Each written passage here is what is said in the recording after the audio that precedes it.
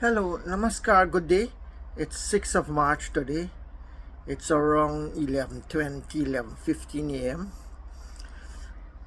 I have to be very careful. There's so many challenges on the spiritual side. And if you reply, you try to defend yourself. It's difficult pleasing people. People say you're after them, you want to destroy them, their happiness, their innate nature of peace. But then in return, nobody's thinking about your peace and your happiness. Everybody's I, mine, mine. Yesterday I was talking with a guy, he had a smile on his face. And he was worrying whether I would take away the smile from him. Now this kind of thing only happens if you attack me in a dangerous way or in a way that I feel jeopardized. I may try. I don't know. I have limited capacity. Also, I'm not an enlightened master. I follow the path of Tantra, of Shaktacharya. I do believe that in this Kali Yuga age, like the Hindus are saying, many demons, negative people, evil people have taken board. That they're only develop up to a certain chakra, only in their anatomy, psychic anatomy. Only certain chakras are open, maybe it's the lower ones.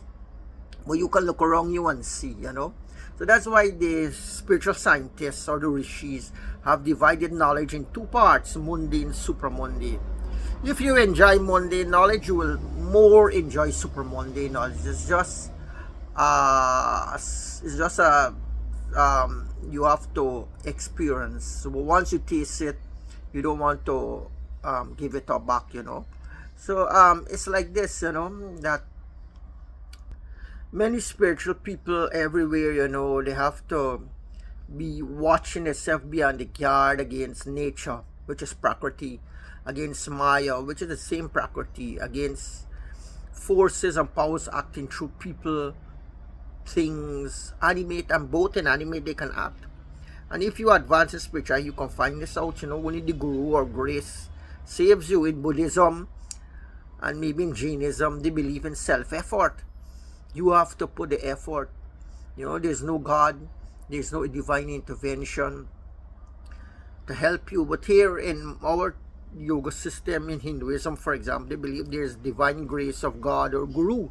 They're saying, if the Guru is angry, Shiva can save you. But if Shiva is the Guru, nobody can save you. So this is a part of spirituality. In the Viracharya stage, you have to be careful.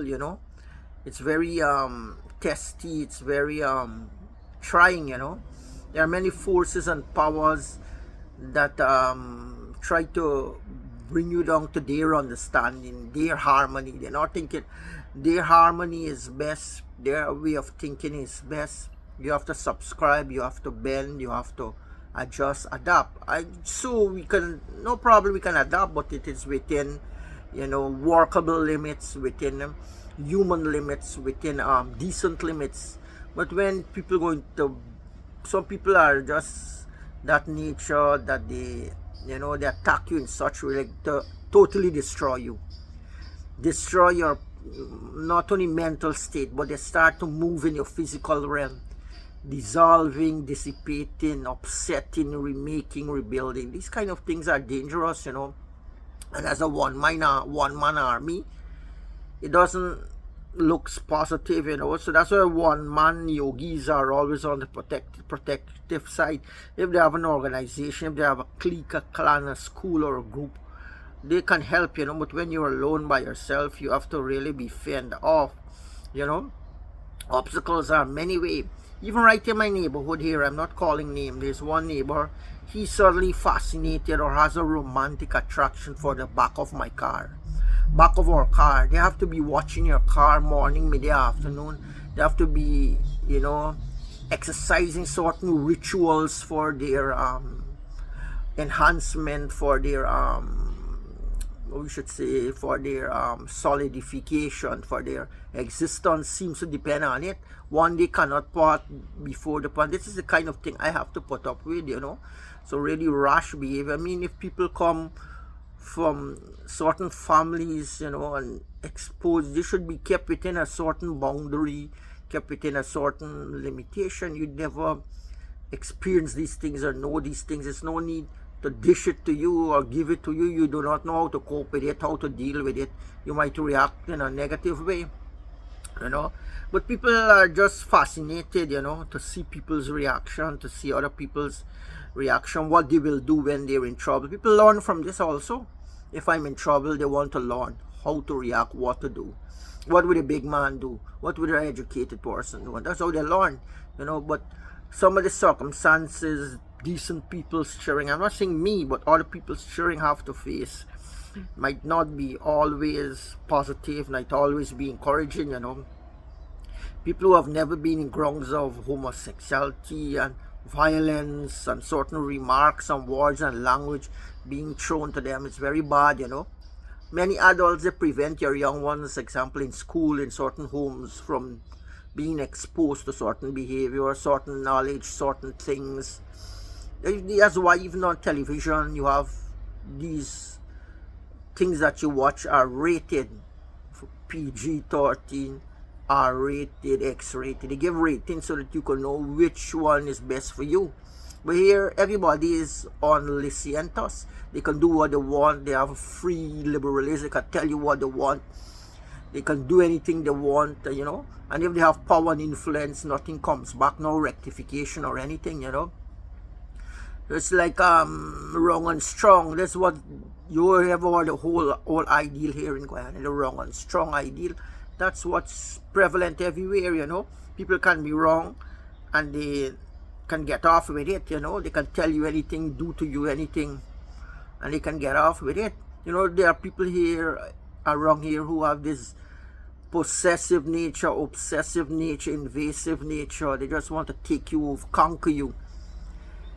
And if you resist, you speak out, you're bad, you're evil, as if conquering somebody and dominating somebody have a good effect on you. They don't know the effect on you. People who are more subtle, sensitive people, they have to face this kind of thing on people who are on their victory march. Young people, rebellious people, material people on a victory march to conquer, to conquest, to establish themselves. How many people they hurt in the process? How many lives are ruined? How many people are broken and destroyed due to this conquering nature, win-win nature of vital people, dominant people, you know. So these things have to be considered. There are two classes of people. There are the vital and the psychic. Some people are more mental, some are more physical, and people take you in another direction due upon their physical strength, the mental strength, you know. So we have to know what kind of people is taking us where, you know. Those kind of people who are taking us somewhere should take us somewhere positive. Those type of people should be positive people. Mine has limitation in the physical realm, it has limitation in the mental realm. Only in the spiritual realm it's all expansive. And even in the spiritual field you have to be careful what kind of spirituality you're coming under, if it's scientific or non-scientific, if it involves black arts, dark arts. It's take you down underground, bring you down to low level. How many people have been ruined by bad company, by evil company, by negative influence, peer pressure? You're helpless against the barrage of pressures and negative influence that is moving in your atmosphere, you know. You just have to be careful and to have knowledge of what is right and wrong. That's why in the yoga parlance, for example, in my school, my yoga church, they tell you meditate twice daily. The first meditation in the morning prepares you for the day. The later meditation is to clear off all impressions, wherever you might accumulate, whatever might have entered into you, you clean it off in the afternoon, you know. But here you have the attacks is mostly on the lower centers, the sexual centers, the lower energy plexuses. That's to show that the mind of the people have a reality that is more in tune, that is more sensitive to the lower planes of consciousness, the planes of violence, sex, conquest, conquering, appetite, and these kind of thing, you know. It's more that those qualities are more in the lower plexus. When the higher plexus, that's why I think maybe they should introduce philosophy or metaphysics in a psychological curriculum at UG there. They can be just a course or a subject so that people can have a knowledge of this. I understand in Cambridge University they teach you these things as a minor course, a small course on the way, so that you can have an awareness and know when it presents itself. Because if you do not know, you'll be frustrated, you'll reach a den, then you don't know how to react, what to do, and so on. So a little bit of knowledge sometimes help, and a little bit of knowledge also is a dangerous thing, as they say. If power corrupts, some absolute power corrupts absolutely. Sometimes knowledge is a dangerous thing also.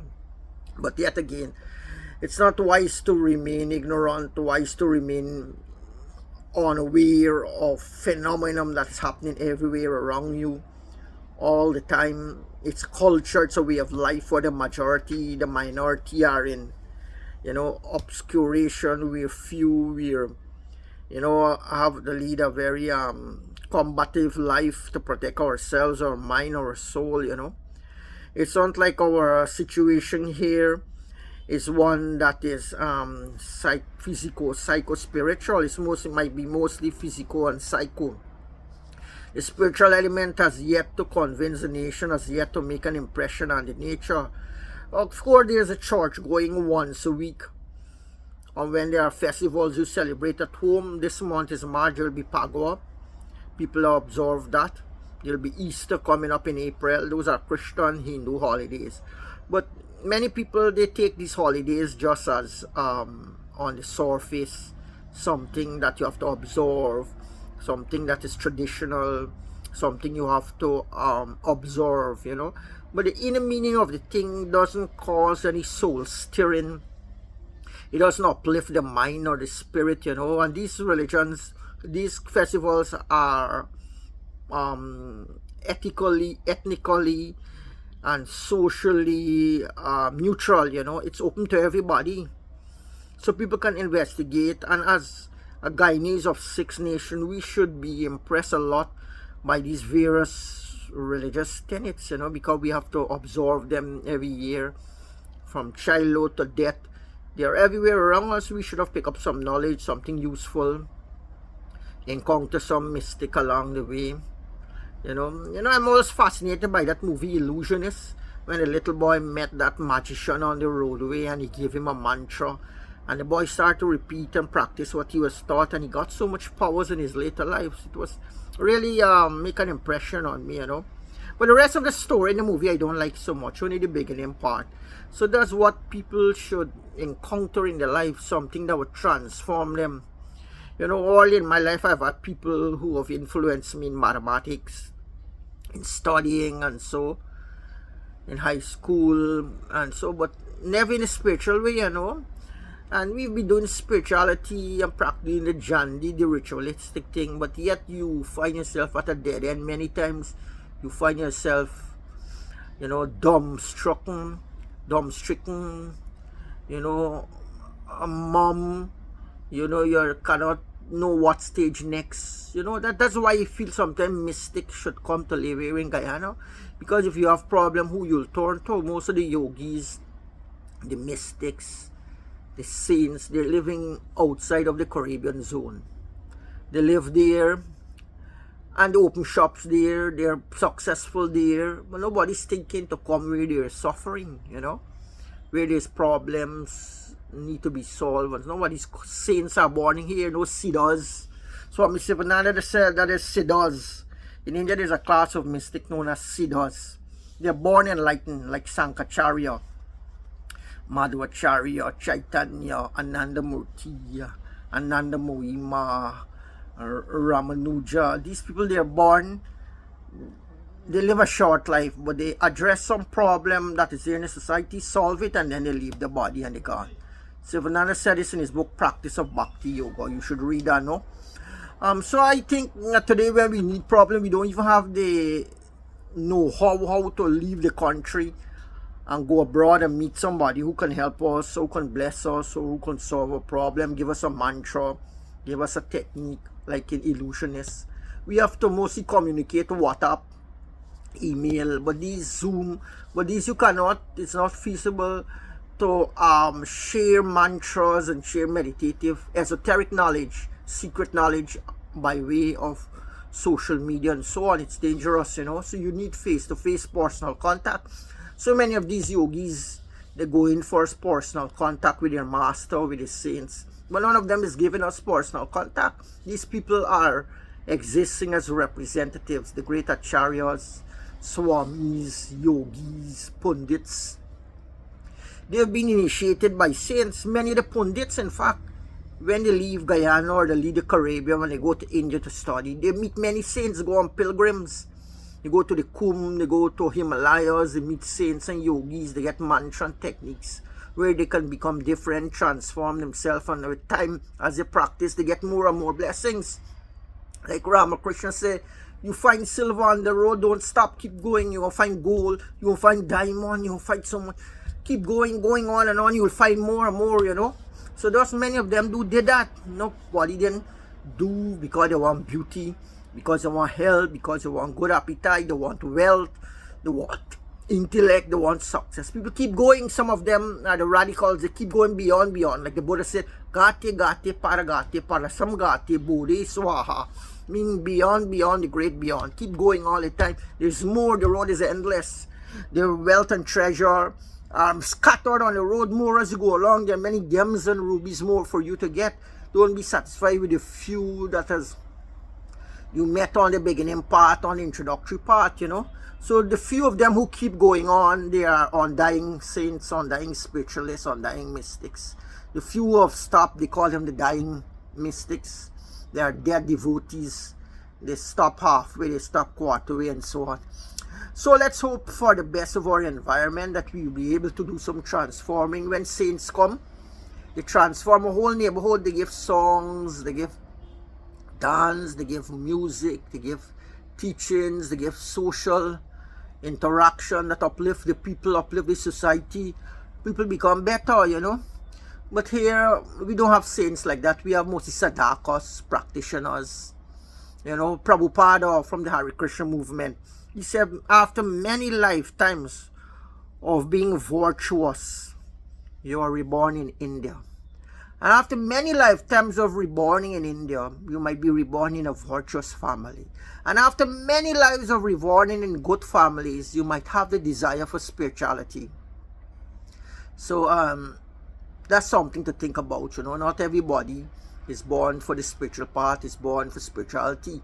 Some people are blessed with a certain level of development due to past karmas, good deeds, fortune. Maybe they help somebody, they save a life. Incidentally, in the Hindu books, they say if you give life to somebody, you get back life. If you save somebody's life, you give them a medicine as a doctor, and so it's usually that you live longer. Your life become extended.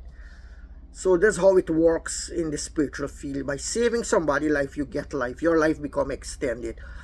Against, in contrast to the black magician and the Avidya tantric, the negative part, they say if you take people's life, you absorb their life into you.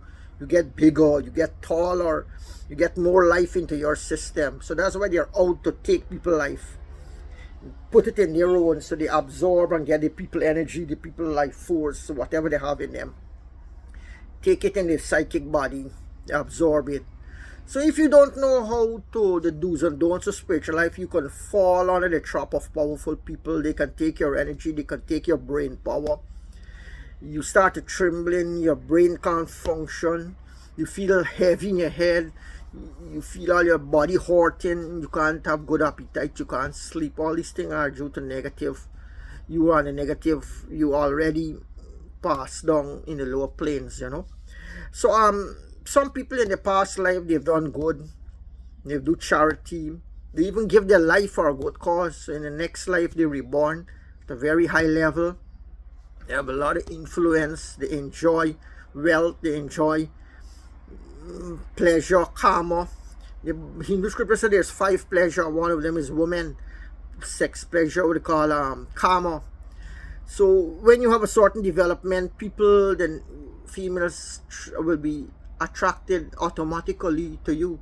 Like there's one of my neighbor here, I'm not calling his name, he has a lot of females who got his place, they like him, they visit, some sleep over the night, so I wonder why he has so much attraction for these. So maybe it's due to certain development.